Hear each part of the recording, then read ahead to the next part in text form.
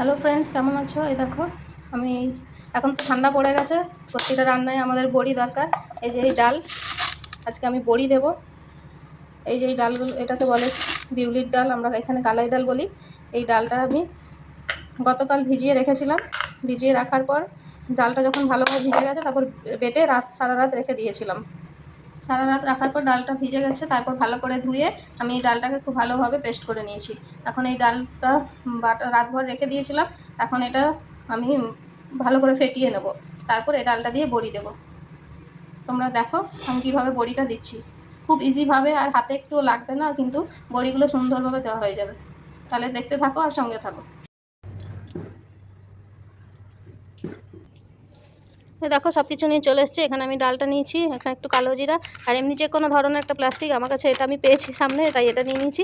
আর একটু সরষের তেল নিয়েছি, থালা, আর একটা থালা। এবার থালাটা আমি ধুয়ে নিয়ে এসেছি, তো থালাটা একটু রোদে শুকোতে দেবো, তারপর তেল মাখিয়ে দেবো থালাটার মধ্যে। থালাটা জলটা শুকিয়ে যাবে, ততক্ষণ আমি এই ডালটা ভালো করে ফেটিয়ে নেব। থালাটাকে আমি রোদে রেখে দিই। এখন এই ডালটা আমি ফেটিয়ে নেব।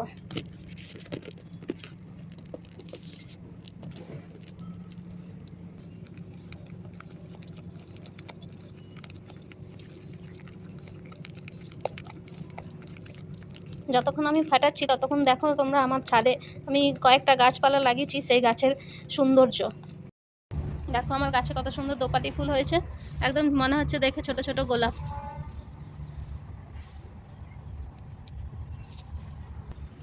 এখানে এটা হচ্ছে মিষ্টি আলু গাছ। মিষ্টি আলু ভেতরে হয়েছে মাটির তলায়। এই হলো টমেটো। এখান থেকে অনেকগুলো টমেটো আমরা পেরেছি, এখনও বাড়িতে ফ্রিজে রাখা আছে ঘরে। আর এই বেগুন, এখানে দু রকম বেগুন গাছ, এটা কালো বেগুন আর এটা সাদা বেগুন। গেন্দা ফুল ফুটে রয়েছে। আর এখানে এই যে কাঁচা লঙ্কা।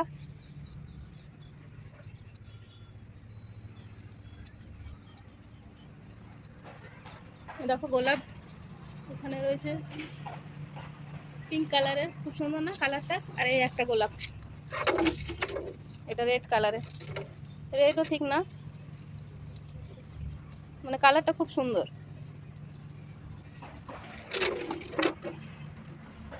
এই যে পুঁই শাক, সিম গাছগুলো লাগিয়েছিলাম, মরে গেছে। এই একটা লঙ্কা চারা, এটা এটা হচ্ছে লেবু, এটা এখনো কোনো ফল ধরেনি। আর এটা হচ্ছে থোকা জবা, পঞ্চজবা।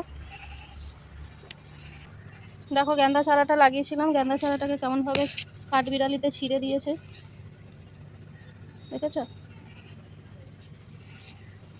এখানে ছোট ছোট লঙ্কার বীজ পুঁতেছি, গোল গোল লঙ্কা, সেগুলো দেখো কাঠবিড়ালি মাঝখান থেকে কতগুলো বীজ খেয়ে দিয়ে চলে গেছে। এই হলো ডালিম গাছ, এটা কুড়ি এসেছে ডালিম গাছে, কিন্তু ডালিম গাছে কুড়ি আসে, ফুলগুলো ঝরে যায়। তোমরা অবশ্যই জানাবে ফুলগুলো যাতে না ঝরে, কি দিলে এমন হবে যে ডালিমের এই ফুলগুলো ফলে পরিণত হয়। এখনো পর্যন্ত ফল হয়নি, শুধু ফুল আসে, কুড়ি আসে, তারপর আবার ঝরে যায়। দেখো কুড়ি কত বড় হয়েছে, কিন্তু আফসোস এগুলো ঝরে যাবে। এই একটা কাঠগোলাপ রয়েছে। এই হলো রজনীগন্ধা। এখানে আরেকটা ডালিম গাছ আছে। কাঁঠালের চারা পুঁতেছি, বীজ বেরিয়েছে, এগুলো নিয়ে যে মাটিতে লাগাতে হবে। ছোট একটা কারিয়া পাতা গাছ, মাঝে মাঝে দরকার পড়ে, তাই লাগিয়ে রেখেছি টবেই। দেখো ডালটা আমার কিছুটা ফ্যাটানো হয়ে গেছে, ফ্যাটাতে ফ্যাটাতে এটা একদম ফ্ল্যাপি হয়ে যাবে আর হালকা হয়ে যাবে। ডালটা কতটুকু দেখাচ্ছিল যখন তোমাদের আমি দেখিয়েছি, এখন ডালটা দেখো মনে হচ্ছে বাটিটা ভরে গেছে। চলো ডালটা ফেটিয়ে নিই ভালো করে, তারপর দেখাচ্ছি। ডালটা আমার ফাটানো হয়ে গেছে, এবার এর মধ্যে এই কালো জিরাগুলো আমি দিয়ে দেবো। বড়িতে কালো জিরা দিলে খুব ভালো লাগে, দেখতেও সুন্দর লাগে আর খেতেও ভালো লাগে। এর যখন বড়িটা ভাজা হয় তখন গন্ধটাও খুব ভালো লাগে। এবার এটা আমি খুব ভালো করে মিক্স করে নেব।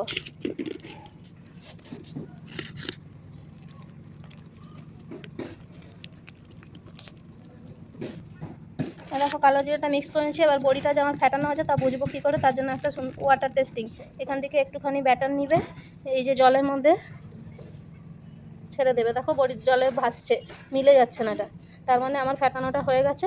এবার আমি বড়িটা তৈরি করে নেব। আমি এই যে প্লাস্টিকটা নিয়েছিলাম, এর মধ্যে পুরো ব্যাটারটা আমি ভেতরে ঢুকিয়ে দেবো। এই যে আমি প্লাস্টিকে ব্যাটারটা পুরো ডালটা ভরে নিয়েছি। আর এদিকে আমি থালাটা যে রোদে দিয়েছিলাম, এই যে থালাটা পুরো শুকিয়ে গেছে। এবার এর মধ্যে একটু সরষের তেল মাখিয়ে নেব।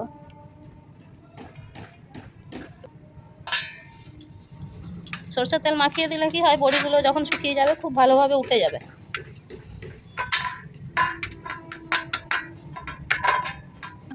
থালায় তেল মাখানো হয়ে গেছে। এবারে যে প্লাস্টিকের ডালটা করেছিলাম, প্লাস্টিককে এক কোণা বরাবর ঠিক করে মুড়ে নেব।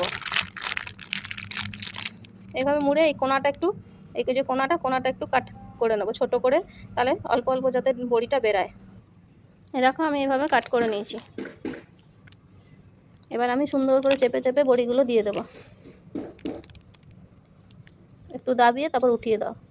আমি একটু এখানে ছোট ছোট দেব, না হাতে লাগবে না কিছু, একদম সুন্দরভাবে বড়িগুলো হয়ে যাবে। থালায় তেল দিচ্ছি আর বড়িগুলো দিচ্ছি, থালায় বড়িগুলো পিছলে পিছলে যাচ্ছে।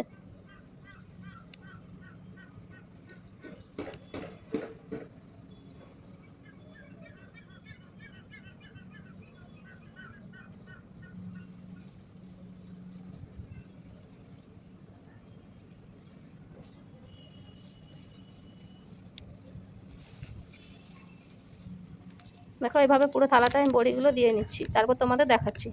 আমি পুরো থালা ভরে বড়ি দিয়ে দিয়েছি। আমার এখনও এতটুকু বেঁচে আছে, একটা থালায় কুলাবে না, আরেকটা থালা লাগবে। তো আমার ভিডিওগুলো তোমাদের কেমন লাগলো আমি এটা পরে ভালো অবশ্যই জানাবে কমেন্টে। আমি একা একা ভিডিও করি, সেই জন্য একটু অসুবিধা হয় তোমাদের সব কিছু একভাবে দেখাতে, তাও তোমরা একটু ক্ষমা করে দিও।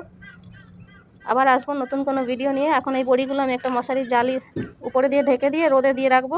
আমার দুদিনে এই বড়িটা শুকিয়ে যাবে। যদি ভালো রোদ থাকে তাহলে আজকেই প্রায় মোটামুটি শুকিয়ে যাবে, আর একটু কম রোদ হলে, মেঘলা মেঘলা রোদটা আছে, অতটা ক্লিয়ার নেই, তাই 2 দিন লাগবে আমার এটা শুকোতে।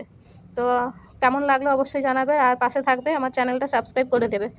আজকের মতো আসি, আবার দেখা হবে নতুন কোনো ভিডিওতে। টাটা, ভালো থেকো, বাই।